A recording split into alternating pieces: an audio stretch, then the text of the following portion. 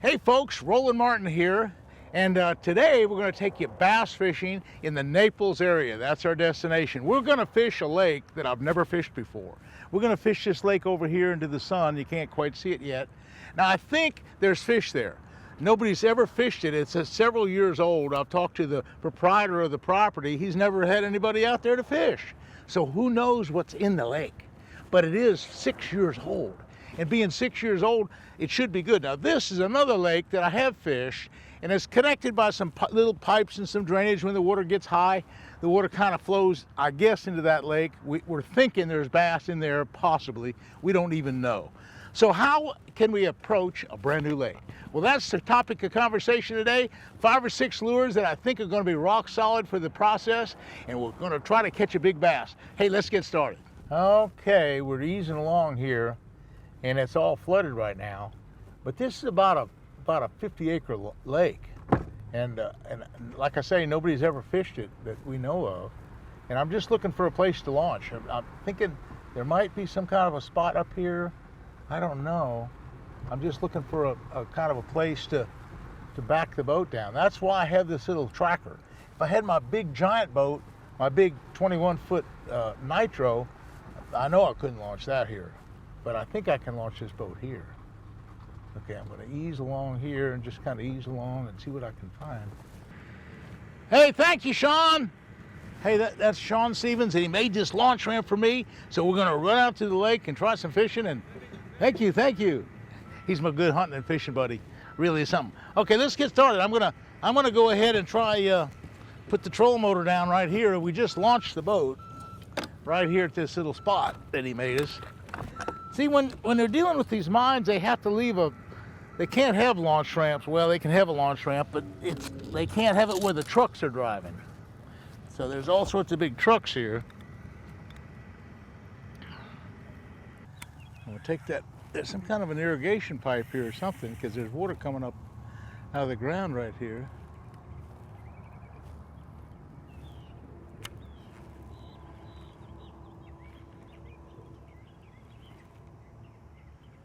There's some kind of a drainage. If there's ever a spot for a bass, this is it. Moving water, there's minnows moving.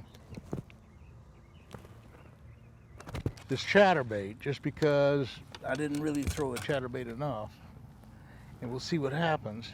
I got a white chatterbait. It's kind of big for the bait that we're trying to emulate, but I'll throw it down in there, and I'll just lift it up and just kind of just milk it along. I got one on a chatterbait. Yes, sir. Chatterbait time. Yes, sir. Chatterbait. Chatterbait's the deal. Nice big one too. Look at this guy. Nice big chatterbait fish. I'll go. I'll get my net going here. Oh yeah. A little bit bigger fish. Okay. Yeah. Now we're talking. Hey, that's a quality bass there, boys. Now we're talking pretty big fish. Pretty big fish, huh? Not bad. Now that chatterbait, let me explain what it is. It's the jackhammer series. Want to take a picture? Yeah. Wait a minute. This is the jackhammer series, and this is the 3/8 ounce jackhammer series. And on the trailer part, that is a Yamamoto D-shad, a nice big adult bass. Okay, let me go ahead and release him. Again, has not ever been hooked before. No hook marks on him. A beautiful bass in the pretty much almost the 4-pound range, close to 4 pounds. Anyway, let me turn the boat around, and I was slowly pumping that chatterbait. I was working it like a worm, just slow on the bottom, and that's such a good way of working a chatterbait. Now also, I'm running this on braid, and this happens to be 50-pound braid. I'm going to throw it past the spot. Let it sink down.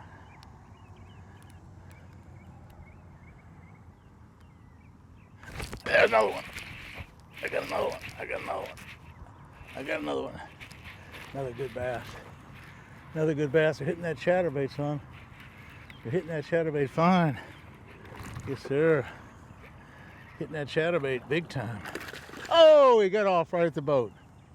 Son of a gun. He was a good one, too. I don't know how big he was, but he was pretty good size. Another 3 or 4 pounder. Okay, let it sink to the bottom. Okay, here's what I'm doing with the chatterbait. Let it sink all the way to the bottom. And hold my rod kind of high, get in the strike position. Just kind of milk it along. God, missed him. I got him. I got him now. I got him. He came back and got it. Oh, yeah.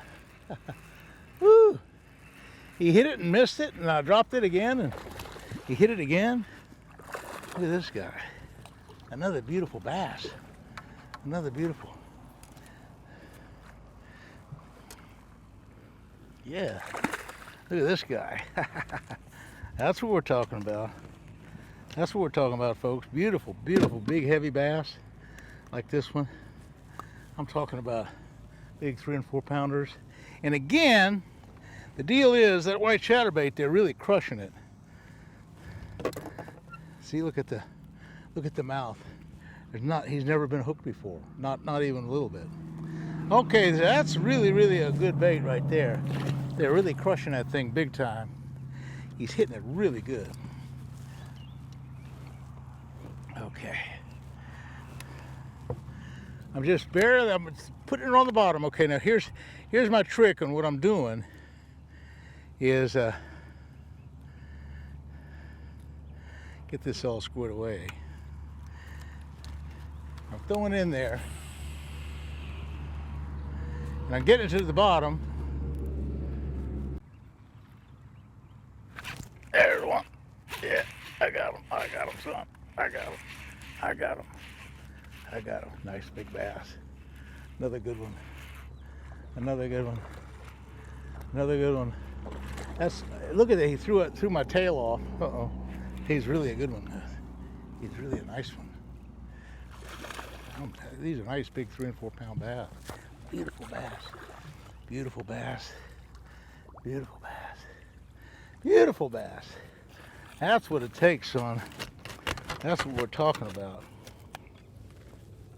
I don't know how many beautiful bass that is, but that's the size that we're really trying to catch.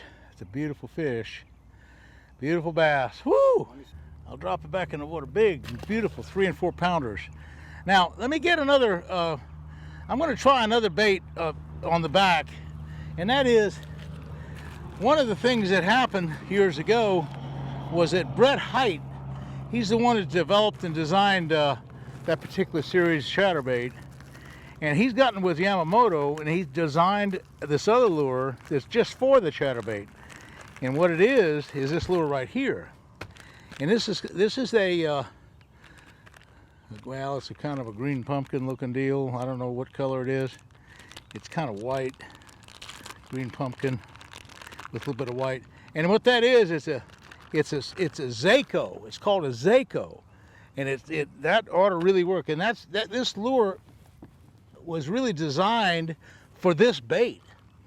Brett Hite designed it for this exact bait. I'm just going to put it back on there. A little bit smaller profile than the other one. Now, I don't know if there's fish along this other areas or not. I haven't really tried anywhere but that one moving water situation. But I would imagine there'd be along the other areas too. It'd have to be. Along these other edges. And again, to get it to the bottom, get it all the way to the bottom, and just kind of just walk it along. Slow and easy.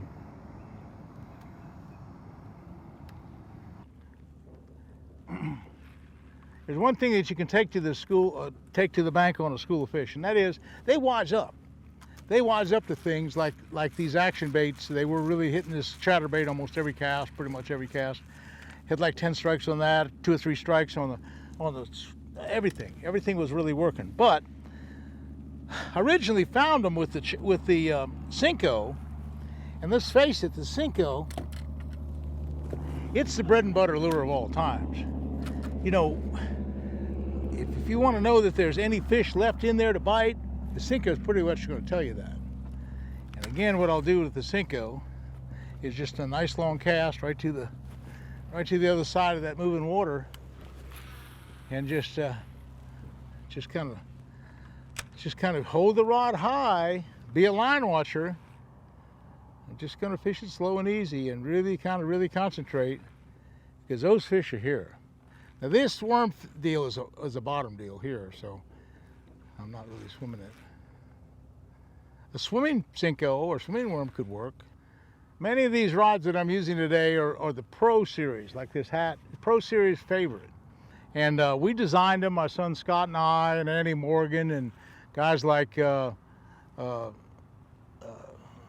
Mark Daniels, and we all had a hand in developing a rod. We came out with like 7 rods, and this particular one is not the action that I like, but of all the rods that they have, one of them my favorite, I've used it on several of the lures that I had today, is the 7-foot medium heavy action. It's like an all-purpose rod that I use for both worming. I use it for the chatterbait. I often use it for the spinnerbait. It's just the perfect size rod for just so many things.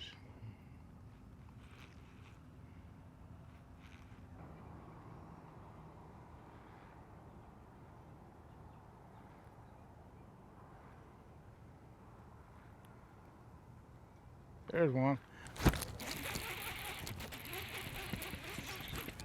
Oh yeah, oh yeah, oh yeah, oh yeah, look at the guy. Look at the guy. Nice bass, nice bass. I'll tell you folks, this is about as good as it gets.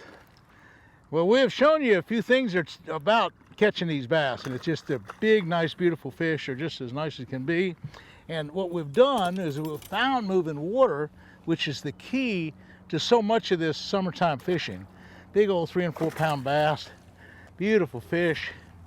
So folks, again, when you go out to fish your local area, and maybe it's a spot you've never fished before, maybe it's a brand new spot like this one, hey, find that moving water. There's at least one pattern that's going to work, and start off with that Cinco. That Cinco works out good. Hey, the chatterbait was a great deal. The spinnerbait even worked. Hey, there was some crankbait fish as well.